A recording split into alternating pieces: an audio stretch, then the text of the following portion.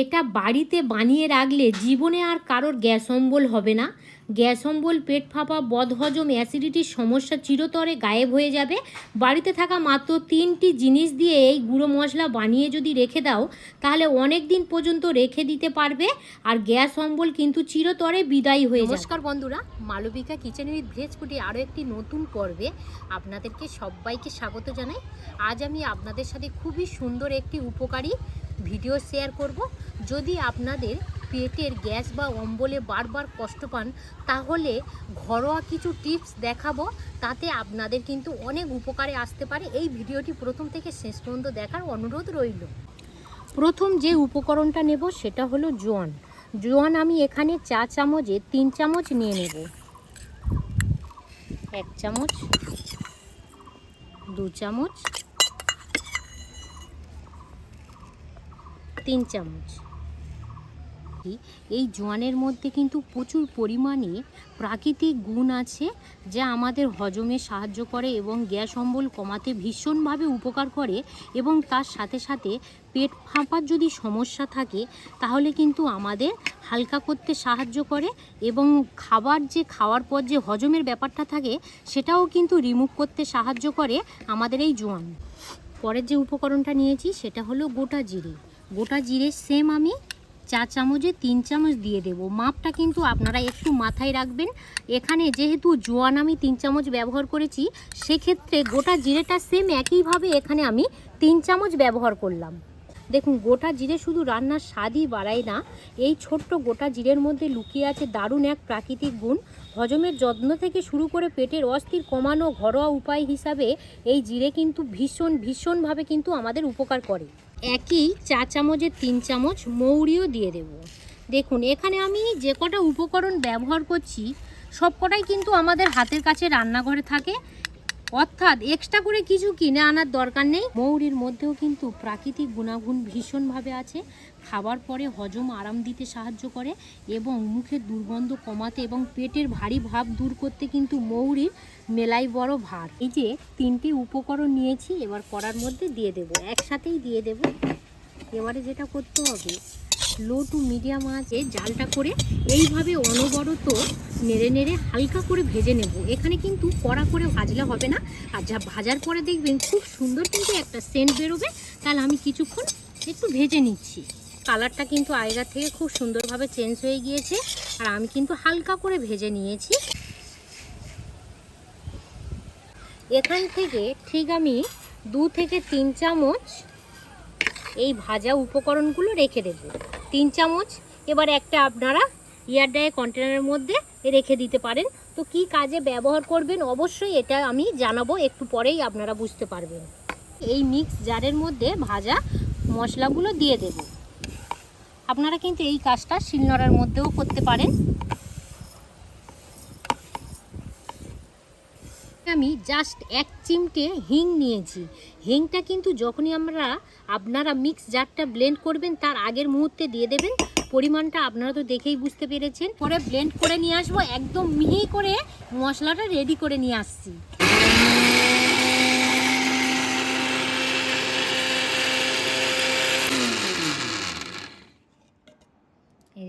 কত সুন্দর ভালো করে মিহি করে মশলাটা রেডি করে নিয়েছি।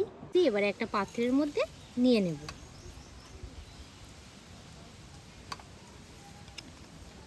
আর এখানে কত সুন্দর গুঁড়ো করেছি দেখুন, এই দেখুন একদম পুরো কিন্তু ঠিক এইভাবে মিহি করে রেডি করে নিতে হবে।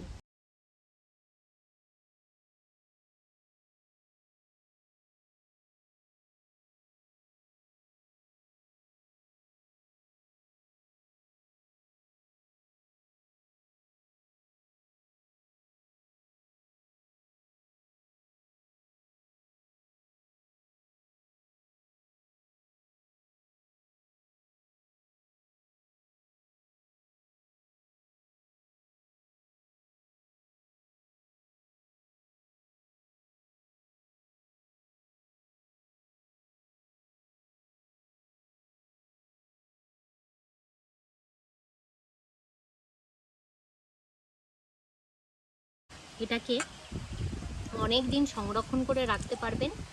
যা আমি এখানে এই যে আর কি মশলাটা তৈরি করেছি, আমার কিন্তু 1 থেকে 2 মাস চলে যাবে। একটা কাপ নিয়েছি, আর কাপের মধ্যে যে জলটা দেব সেটা হচ্ছে কুসুম গরম জল করে নিয়েছি। তো এখানে আমি ঠিক 1 কাপের মতো জল নিয়ে নিলাম। এখানে যে মশলাটা রেডি করে নিয়েছিলাম পরিমাণটা আপনাদের দেখাবো।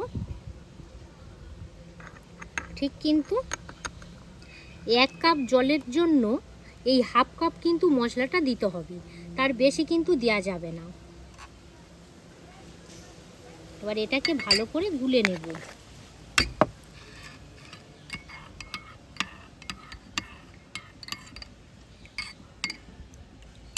শেষে আরও একটা জিনিস অ্যাড করব, সেটা হলো বিট লবণ। বিট লবণ ঠিক 1 চিমটের মতো দিয়ে দেবেন।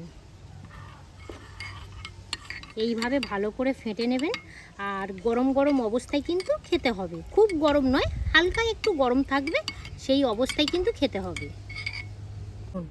একটু গরম গরম অবস্থায় খাবেন, ঠিক ফার্স্ট সকালবেলা, মানে খালি পেটেই খাবেন।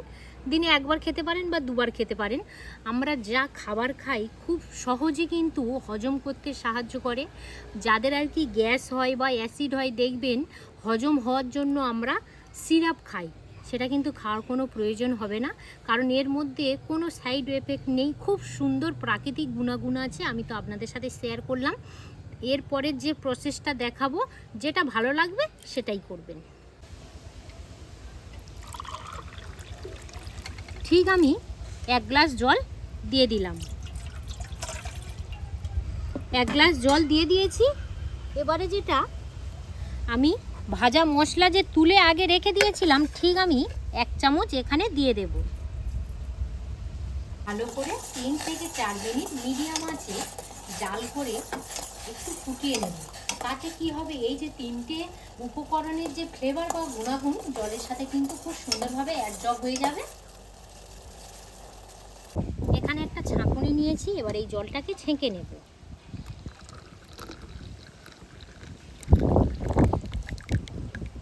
এখানে আমি 2টো প্রসেস দেখাবো, যেটা আপনাদের সহজ এবং ভালো লাগবে। যে প্রসেসটা, সেই প্রসেসে কিন্তু আপনারা একটু মেনে চলবেন। জলটা প্রচণ্ড গরম ছিল, হালকা ঠান্ডা করে নিয়েছি। এর মধ্যে দিয়ে দেব 1 চামচ পাতিলেবুর রস।